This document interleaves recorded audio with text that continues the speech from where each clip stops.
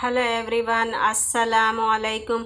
आज मैं आप लोगों से ये फ़्रॉक नुमा कुर्ती की कटिंग एंड स्टिचिंग शेयर करूँगी, which is perfect for teenage और college going girl. So welcome back to my channel stitch neat and cook with Zofama. तो इसके लिए ऊपर वाली बॉडी की जो मैंने लेंथ ली है 15 इंच ली है। 15 से 16 इंच तक आप ले सकते हैं। ये सीधी लाइन लगा दी है। ऊपर का भी ये जो टेढ़ा मेढ़ा था उसको सीधा कर लिया। उसके बाद शोल्डर की मार्किंग की है जो कि 7.5 इंच पे है।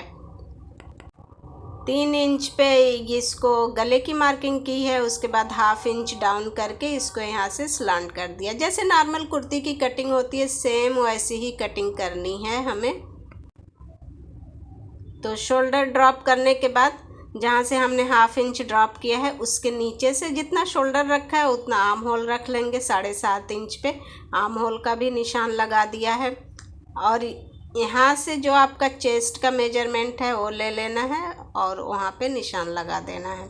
तो इसका मेजरमेंट कैसे लेना है, अपनी बॉडी पे चेस्ट पे इस तरीके से चारों तरफ से घुमा के रखना है। जितना आया है उसका 4 पार्ट करना है। 1 पार्ट लेके उसमें 2 इंच लूजिंग एंड स्टिचिंग का रखने के बाद उस पर निशान लगाना है ये। और फिर जो भी आपका कमर का निशान है सेम तरीके से ऐसे ही निशान लगाना है। और यहाँ पे जितना हमें स्टिचिंग के लिए रखना है उतना रख के और ये जो आर्म होल है उसको हाफ कर लेंगे। यहाँ से हाफ पे मार्किंग करने के बाद यहाँ से और यहाँ से इन दोनों निशानों को थोड़ा गुलाई लेते हुए मिला देंगे। और आपको लग रहा है कि परफेक्ट नहीं हो रहा है तो इस कॉर्नर से 1 इंच नाप लें। ठीक है, 1 इंच पे निशान लगा दें। उसके बाद वहीं से गुलाई लेनी है, उसके अंदर नहीं जाना है। और ये जो कपड़ा मैंने रखा है ना 4 फोल्ड करके रखा है, इसमें फ्रंट और बैक दोनों ही है। फ्रंट का 1/2 इंच डीप करने के लिए उसका निशान लगा देंगे। अभी राउंड शेप नहीं देंगे, उसको बाद में करेंगे। अब आते हैं मेन मुद्दे पे। यहाँ पे 1 इंच पे निशान लगाना है। आप लोग सोचेंगे इसमें क्या इतना इम्पॉर्टेंट है जब ये कुर्ती की तरह ही कटता है। तो यहाँ से देखिए 1 इंच निशान लगाया और यहाँ से सेंटर से 3 इंच पे निशान लगाएंगे और इस निशान को इससे मिला के थोड़ा स्लॉन्ट कर देंगे। ये बहुत इम्पॉर्टेंट है फ्रॉक की स्टिचिंग में। अगर ये नहीं करेंगे तो नीचे से कोना जो है लटकेगा और नीचे से आप कितना भी उसको शेप देंगे वो शेप ख़राब हो जाएगा और सही से नहीं आएगा, कोना लटकता रहेगा। उसके बाद ये देखिए सारी कटिंग कर दी है। अब जो है फ्रंट का जो आर्म होल की गोलाई थी उसको मार्किंग कर लेंगे और अंदर से कपड़ा निकालना ना भूलें, नहीं तो बैक एंड फ्रंट दोनों से ही कट जाएगा साथ में। तो यहाँ ऊपर टॉप पार्ट की तो कटिंग हो गई है।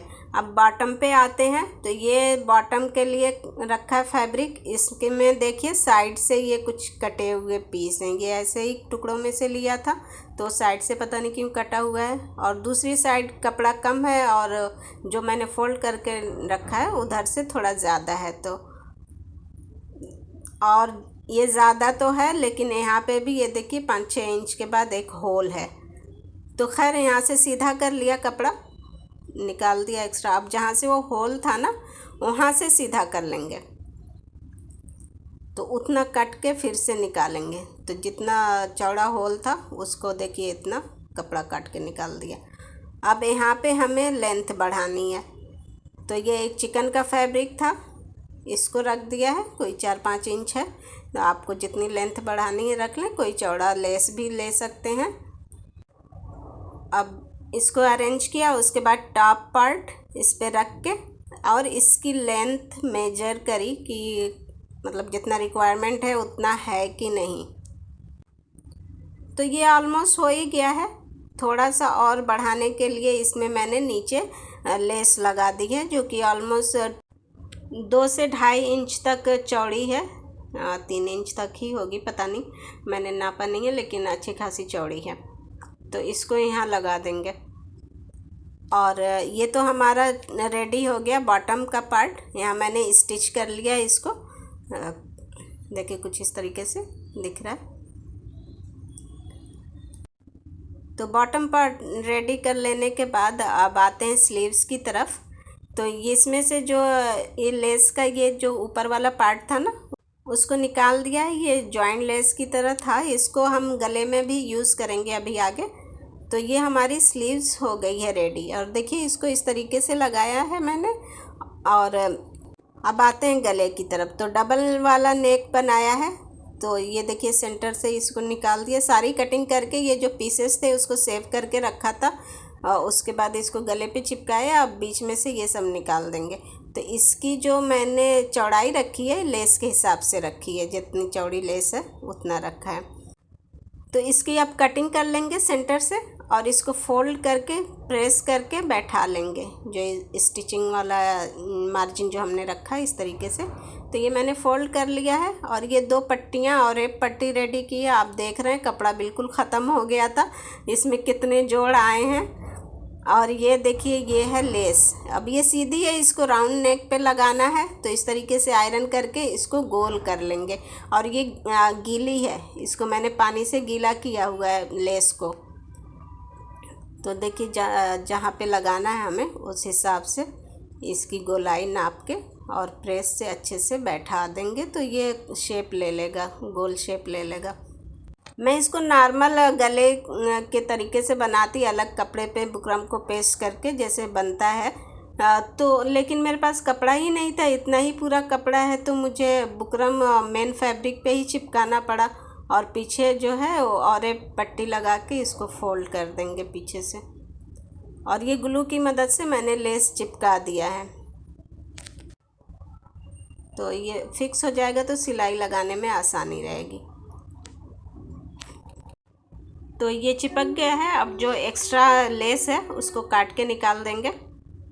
और ये पट्टी देखें ऐसे नीचे रख के जो और एक पट्टी तैयार की है और यहाँ साइड साइड में ऐसे सिलाई लगा देंगे। तो ये सिलाई लग गई है। अब पीछे पलट के इसको आयरन से बैठा देंगे। तो यहाँ पे तुरपाई हो जाएगी बाद में, अभी फ़िलहाल सिर्फ आयरन करके इसको बैठा देंगे। तो थोड़े थोड़े पार्ट को फोल्ड करते जाएं, आयरन करते जाएं और ये बड़े ही आराम से बैठ जाएगा, क्योंकि ये और एक पट्टी है। और अगर ये एक पीस में होती ना तो और सफाई से होती, लेकिन इसमें इतने सारे जोड़ हैं, जाहिर सी बात है जहाँ जोड़ है वहाँ पे तो खिंचेगा नहीं, वो तो मीन्स फ्लेक्सिबल नहीं रहेगा वो जहाँ पे जोड़ आया है। अब जो दूसरा पीस था उसको भी सेम ऐसे ही ग्लू की मदद से चिपका देंगे पहले। अच्छा, ये जो लेस है ना वो आस्तीन के लिए जो काट के निकाला था उसमें से ही ये बची हुई लेस है। अब जो ऊपर से इसमें सिलाई का मार्जिन रखते हुए कटिंग कर देंगे और जहाँ से बुकरम है वहाँ पे इस तरीके से फोल्ड करके पहले मार्किंग कर लेंगे, क्योंकि यहाँ पे हमें पाइपिंग लगानी है। तो ये देखिए ये मार्किंग हो गई है, चॉक की मदद से आसानी से हो जाएगा, दिख भी रहा है ऊपर से कहाँ से बुकरम है। तो ये है हमारे पास डोरी पाइपिंग। तो इसको यहाँ पे रखना है और फिर इसके ऊपर जो है वो जो पट्टी थी रेडी की हमने उसको रख के और फिर सिलाई लगा देना है। ध्यान रहे कि बुकरम जो है गले की एकदम उससे लग के होना चाहिए। तो सिलाई लगाने के बाद यहाँ पे छोटे छोटे से कट लगा देंगे ताकि जब हम पट्टी को पलटें तो सफाई आए और कपड़ा एक जगह जमा ना हो। तो इस तरीके से पलट के अब फिर से इसको आयरन करेंगे और उससे पहले यहाँ टॉप स्टिच लगा देते हैं जिससे कि ये बैठ जाएगा।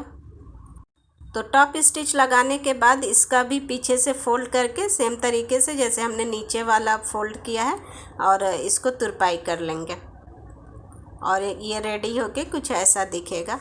देखें और पीछे की तरफ से देखें कुछ ऐसे है, इसको तुरपाई करना है हमें। उसके बाद शोल्डर अटैच करेंगे, स्लीव्स अटैच करेंगे और फिर नीचे का जो गैदरिंग वाला पार्ट था उसको अटैच कर देंगे और हमारी कुर्ती हो जाएगी रेडी। डिटेल वीडियो देखनी है तो एक मैंने सेम ऐसे ही ड्रेस बनाया है, उसका मैं डाल दूँगी लिंक, वहाँ पे अच्छे से और डिटेल में है। और ये देखिए स्लीव्स पे भी मैंने सेम वही चिकन वाला कपड़ा लगा दिया है।